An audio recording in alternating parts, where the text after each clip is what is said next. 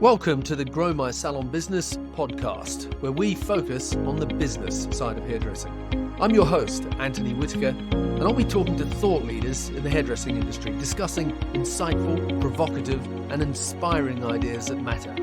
So get ready to learn, get ready to be challenged, get ready to be inspired, and most importantly, get ready to grow your salon business. Hello and welcome to today's episode of the Grow My Salon Business podcast. I'm your host, Anthony Whitaker, and it's great to have you here with us today. Thank you for the compliments regarding the podcast. I really do appreciate it. And if you're one of those people who haven't yet left us a review for the podcast, I would love it if you did. Ratings and reviews are extremely helpful. They do matter in the rankings of the show, and it helps other people to find the podcast. I also love to hear what's been helpful. All you need to do to leave us a review is to go to the Apple Podcast app, search Grow My Salon Business, scroll to the bottom of the page and leave a review, and you would make us very happy. So, with that said, on with today's show. What's your number? Now, I'm sometimes asked what is the most important number that you should focus on as either a salon owner or as a hairstylist. And I've answered that question before, but usually I'm coming at it from the angle of productivity or growth. But there's one number that we don't talk about enough in this industry, and that's probably because, although it sounds simple to understand, it isn't always that easy to work out. And even though, if pushed, most salon owners will take a stab at answering it, the reality is that when you dig a little deeper, they admit that it's really just a guess, and it's based on a few facts and a lot of guesswork.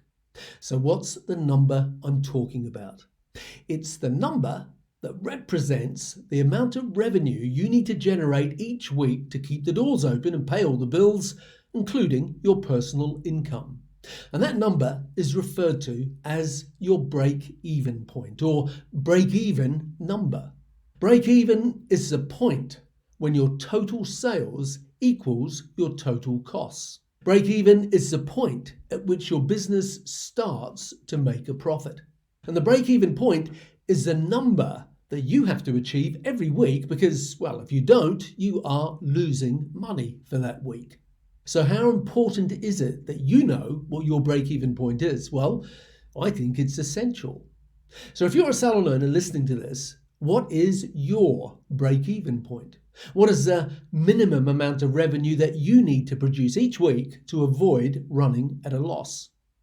Now, obviously, that's a rhetorical question, but the reality is that most salon owners can't accurately answer that question. At best, they'll make a half-hearted guess and they'll say, well, let me see, the rent costs me this each week, and my wage bill is usually about that, and the product costs are usually about such and such each month.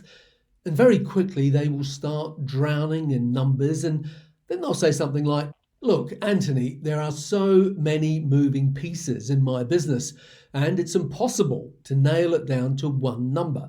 After all, the commissions vary, product use fluctuates depending on how busy you are, and many of our expenses fluctuate throughout the year, or perhaps they're only paid once a year.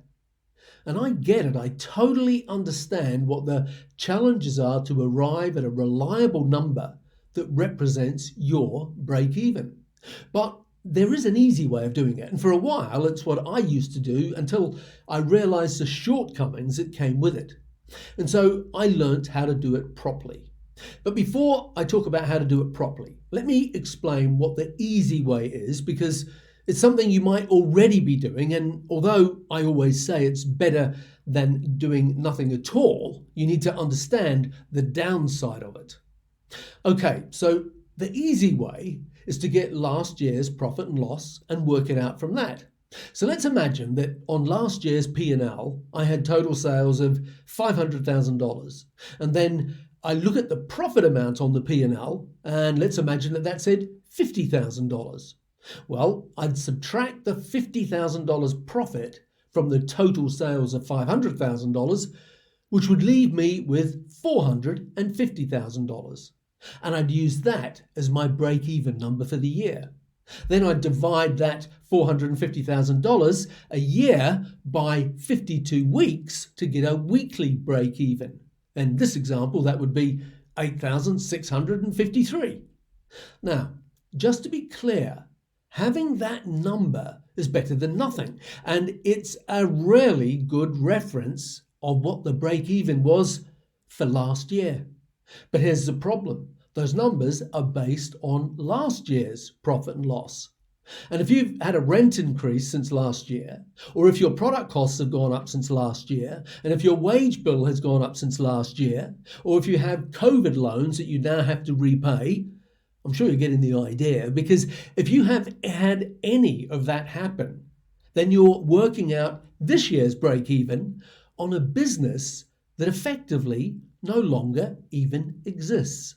And that's where the problem starts, because if you don't know what your break-even point actually is for this year, then there's a very good chance that you're working really hard, but you are in fact losing money. Now, obviously, you can't keep that up for long. And so what typically happens is that you'll reduce the amount you're paying yourself.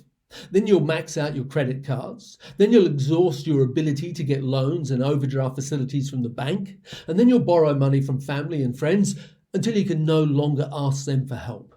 And at that point, you are then in the situation of not being able to pay your bills, and it's only a matter of time before it's all over. Recently, I was talking to a supplier who deals with hundreds of salons, and they were telling me the cold, hard facts about the number of salons that they do business with that are closing their doors for good every month.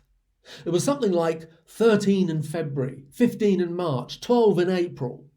These are real salon businesses that are just calling it quits, and they are just the tip of the iceberg.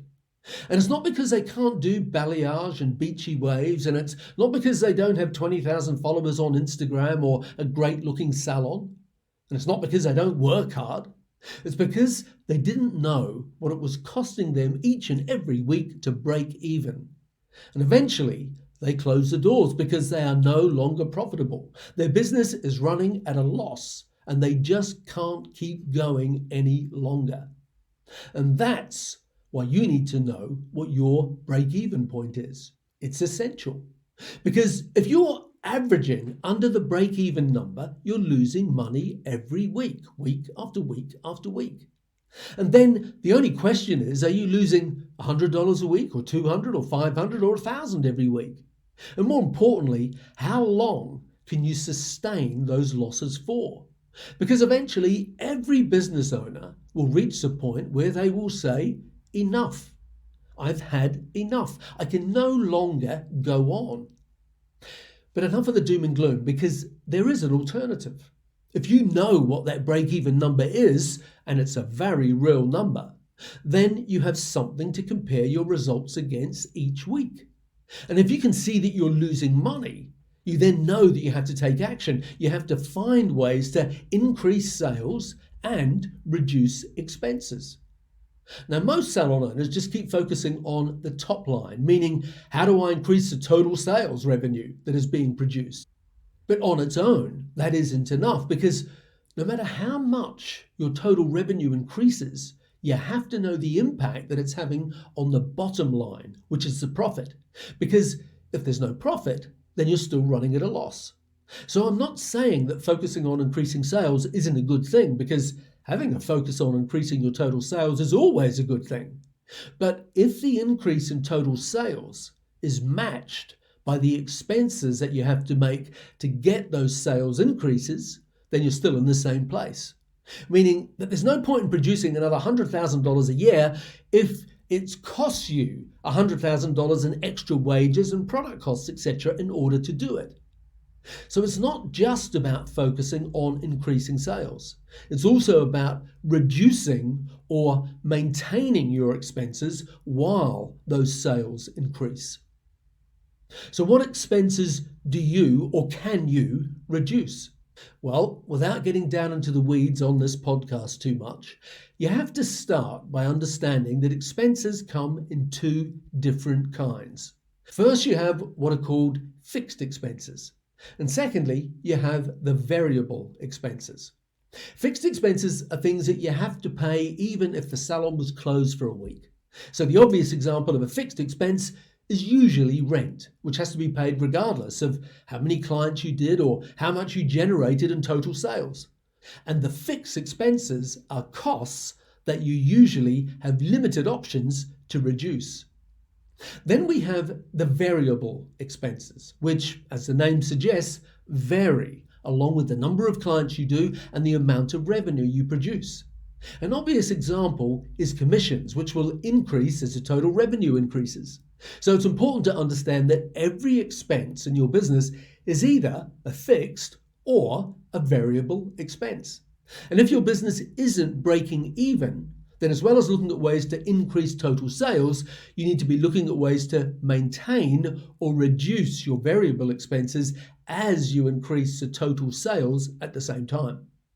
So, how do you work out your break-even point? Well, it's a simple formula, which is fixed costs divided by contribution margin ratio equals the break-even point. So that's the formula. But until you understand how to work out your fixed costs and what is meant by the term contribution margin ratio and how to work it out, well, you're probably no better off. So I don't mean to tease you, but on June the 3rd, we will be relaunching our online money course, where we will go into a lot more about all things financial, including working out your break-even, that every salon owner not only needs to know, but you have a responsibility to know and understand.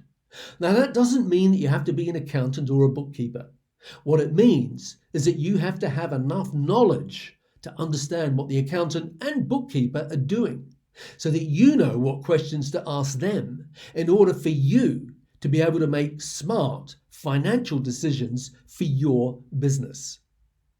So if you want to find out more, then visit us at growmysalonbusiness.com or on Instagram at growmysalonbusiness, and I will put those links in the show notes for today's podcast on our website. So to wrap up, thank you for listening to this week's episode of the Grow My Salon Business podcast.